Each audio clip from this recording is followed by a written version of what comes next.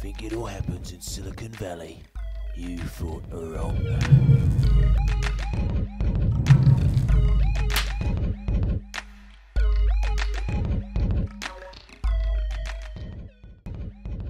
So Who Sampled is a music discovery service that's all based around samples and cover versions. So right now it's a website that allows you basically to tap into the world's largest database of sample information and find out who sampled who basically and discover new music by doing that. Pretty much, yeah. I mean, we started out by uploading about 200 samples ourselves, and then it all just took off from there, and it's all user-generated and user-moderated as well. We've got like 50 moderators who go over that content, make sure it's accurate, approve it, reject it, etc.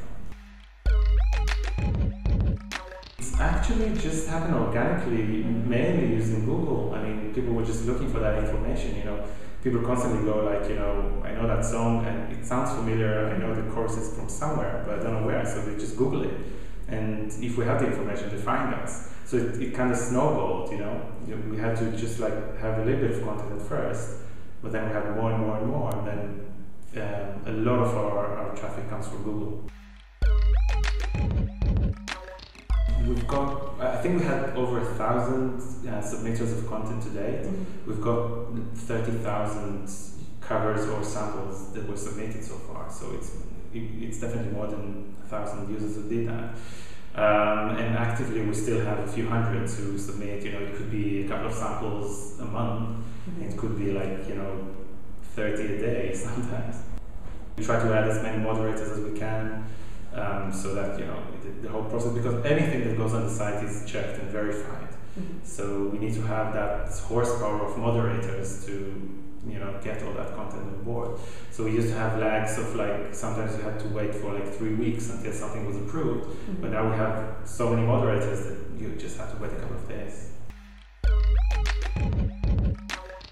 Yeah, absolutely. I mean, just being on Wired is, obviously a great honor and something you kind of like dream about maybe when you start out. And being a part of that whole community, that whole scene that's happening here is obviously great for us and an honor. To be listed next to, last week you had Last FM. I mean, just like being mentioned in the same breath as Last FM is a great honor for us.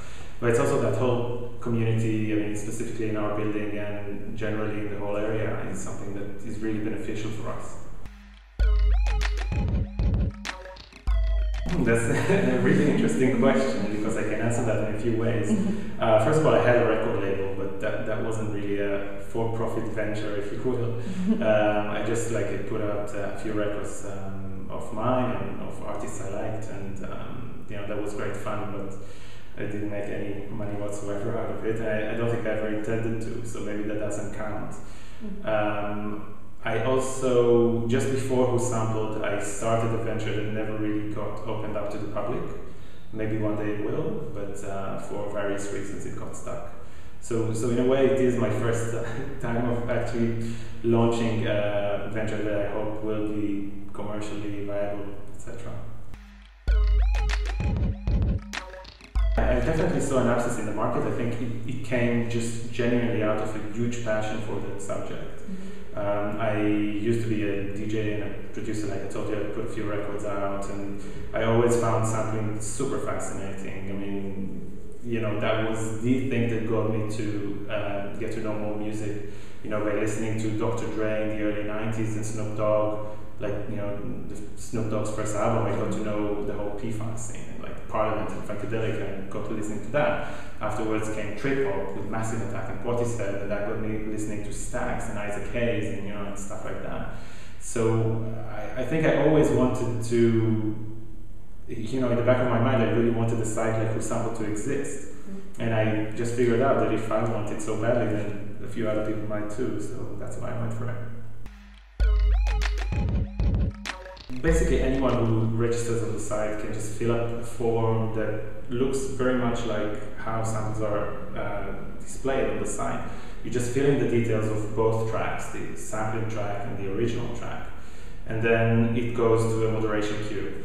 And that's where our 50 moderators just get assigned those submissions, review them, and then they can either approve them or reject them or get them fixed, or forward them to other moderators to have a look at and have discussion around it. And essentially we go just by ear, all of our moderators are, we make sure that they know what they're doing, and there's a whole process where we verify their ability to moderate.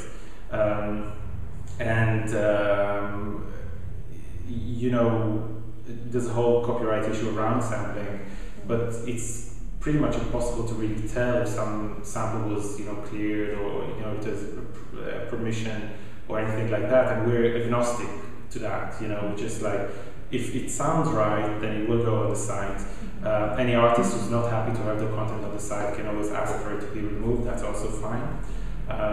But we think that if pretty well-trained ears do think that the sample is correct or the information is correct, then it probably is. But that's why we also allow discussion on the site, and anyone can voice their opinion. They can say, we don't think that's right, or anything at all, either in support or against the information shown, and it's all democratic. So eventually, a decision will be made by the majority. So we are planning to expand the web proposition, make it more social, add more discovery features, not necessarily based on samples or covers, but more stuff that nobody else is doing, which we think still, we have some ideas around that, and could be very interesting and could grow the actual website into something much larger than it is right now. We are going to take the content to more platforms, mobile and things like that, and find various ways to use the content, with other services, in conjunction with other services and parties. Possibly talk more to the record labels and get them to promote their music via the site, because we think it's a really unique platform for giving exposure to older music that wouldn't be listened to otherwise. So yeah, we've got all of those ideas. In terms of a big exit, I'm not sure. We don't think we're a Facebook or a Google. We're just a tiny little niche discovery, music discovery site, and we're very happy doing what we do, really well. Mm-hmm. But who knows? We do think that we can be very highly complementary to an existing music service or database. So whoever is interested can give me a call. Think it all happens in Silicon Valley. You thought wrong.